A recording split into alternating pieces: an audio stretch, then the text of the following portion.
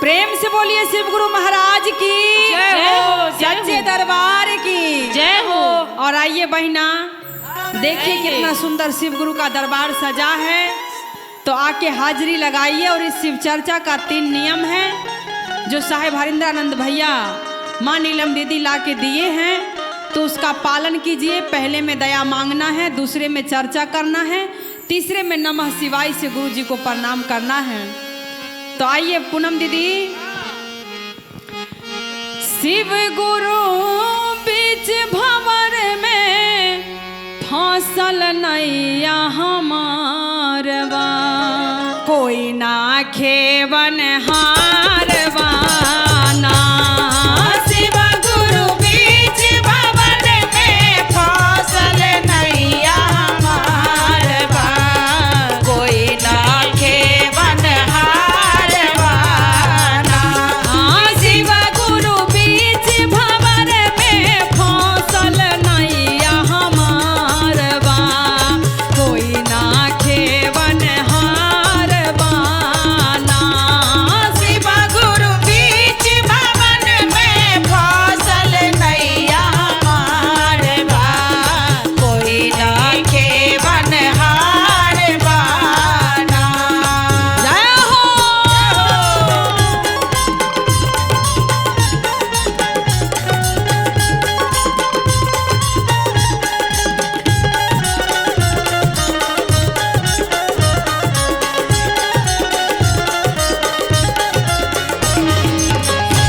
गुरु बीच भंवर में फसल नैया हमारवा, कोई ना खेवन हारवा ना। एक लंबा चौड़ा धार, दोसर पछिया बहे बयार। एक लंबा चौड़ा धार, दोसर पछिया बहे बयार। तेसर टूटी गईले नैया के पतवारवा, कोई ना खेवन हारवा ना।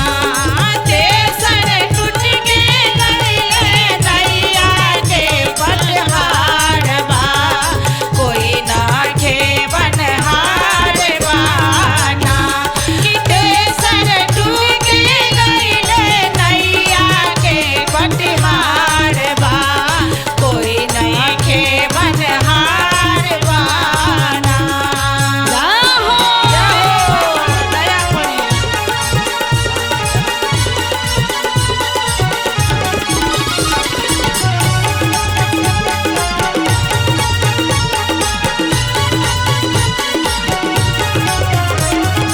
शिव गुरु फसल नैया बामर माजे धार में, कोई मन हारवा ना।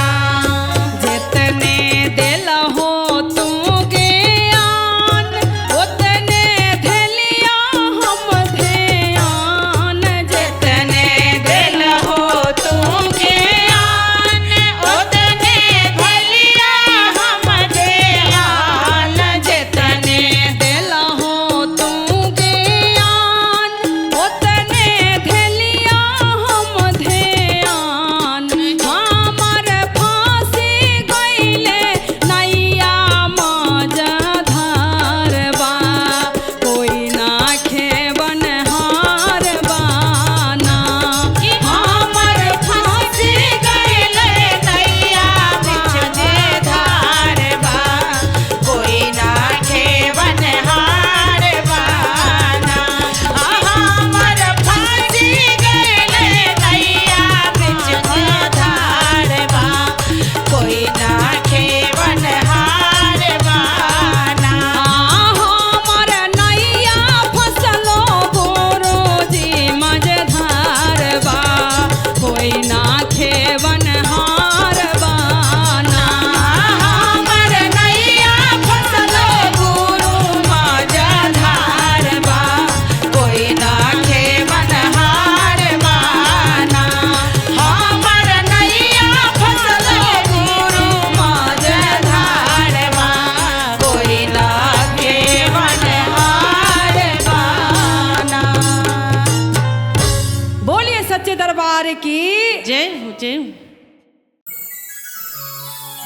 प्रेम से बोलिए शिव गुरु महाराज की जय, सच्चे दरबार की जय हो।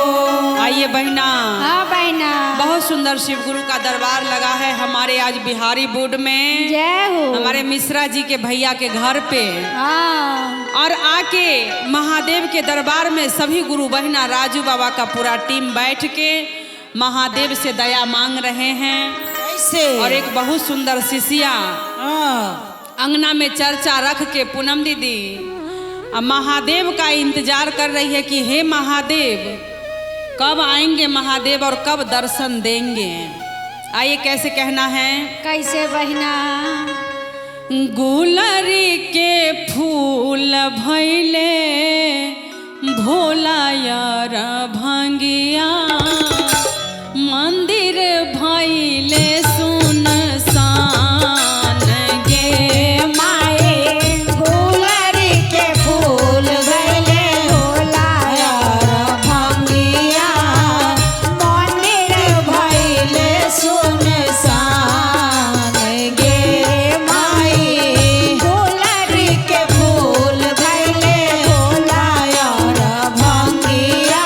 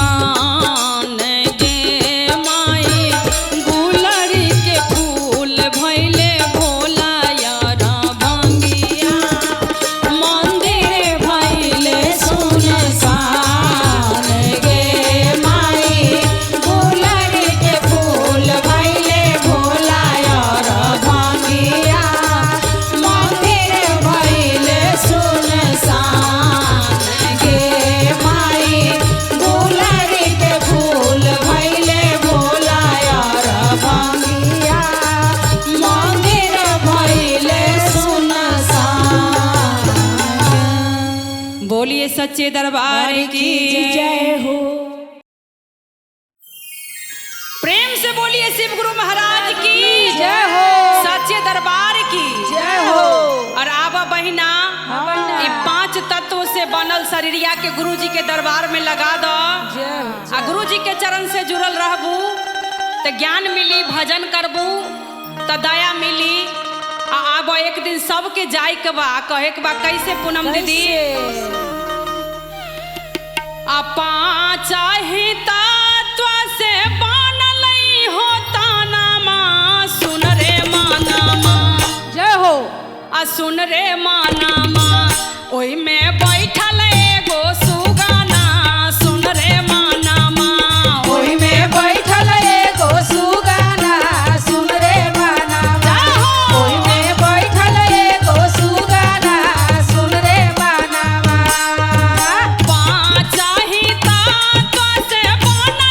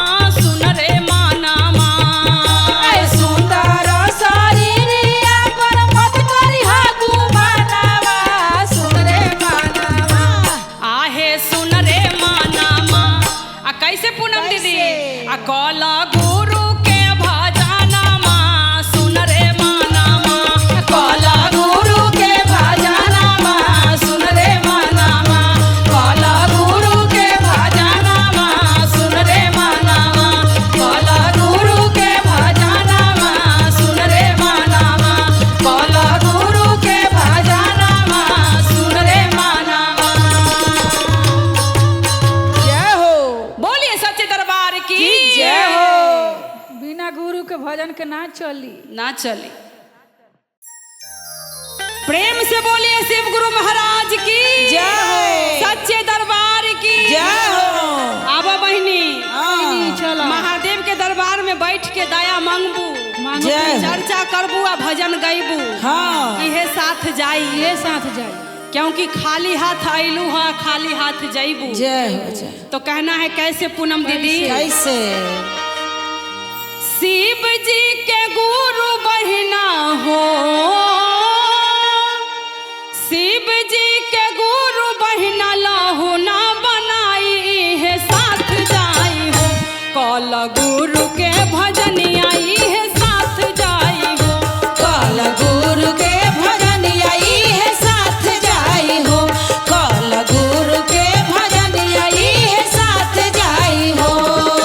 शिव जी के गुरु बहिना हो, शिव जी के गुरु बहिना लहू ना बनाई है साथ जाई हो, कल गुरु के भजन आई है साथ जाई हो, कल गुरु के भजन आई है साथ जाई हो, कल गुरु के भजन आई है साथ जाई हो। जय हो।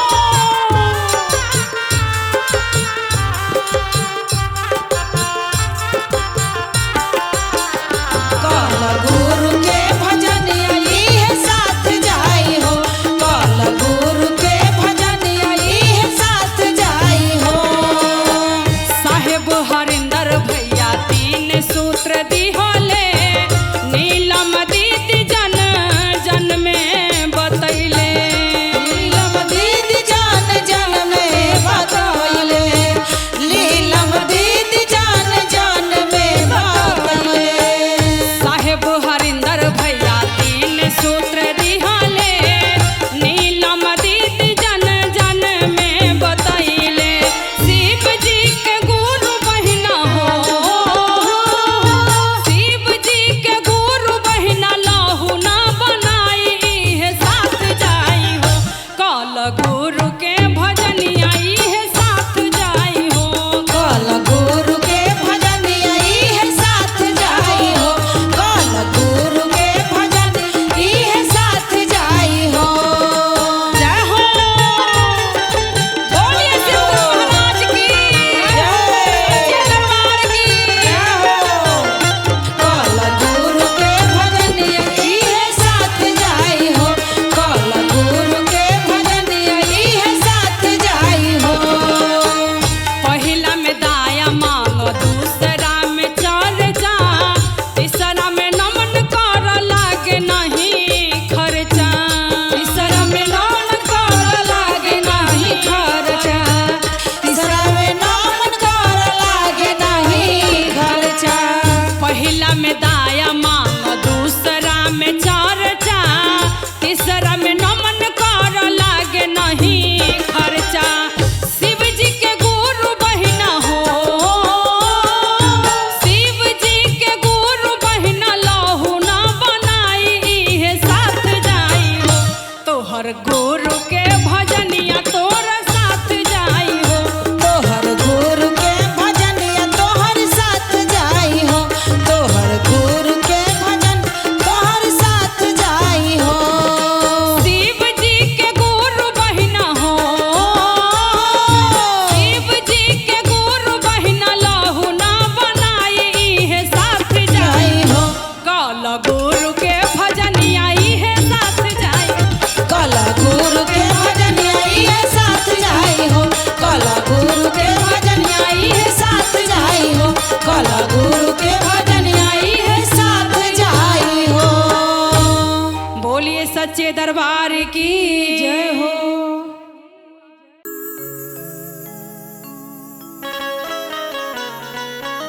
प्रेम से बोलिए शिव गुरु महाराज की जय हो। सच्चे दरबार की जय हो। और आइए बहना, आइए जुड़िए हमारे शिव गुरु के दरबार से, एकदम जुड़ाइए हम लोगों और को। देखिए कितना सुंदर शिव गुरु का भवन सजा है, और सब में प्यारी प्यारी बहना आके हाजिरी लगा रही हैं गुरु जी से, हाँ, और कह रही हैं कैसे? कैसे बहना? सात गलिया में गुरु जी भुला गईले है। जय हो महादेव। सुधा दीदी, हाँ दीदी। गुरुजी आ रहे थे मेरे घर, हाँ। इतना टेढ़ी मेरी सत गलियां रास्ता मिला कि भुला गए। सही नाला पर लोग भुला चलो, चल के ढूंढा जाए उनको। और कैसे कैसे? सत गलियां में गुरुजी भुला